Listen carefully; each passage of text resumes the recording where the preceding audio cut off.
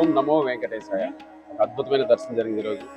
Survey జన సుఖినో భవంతు. ఎన్ని సమస్యలు ఉన్నా ఇక్కడికి వస్తే అన్ని సమస్యలు ఆ స్వామి తీర్చేస్తారు కాబట్టి ఆ వెంకటేశ్వర స్వామి ప్రార్థిస్తూ ప్రతి ఒక్కరు చల్లగా ఉండాలని మనస్ఫూర్తిగా కోరుకుంటూ మీ సప్తగిరి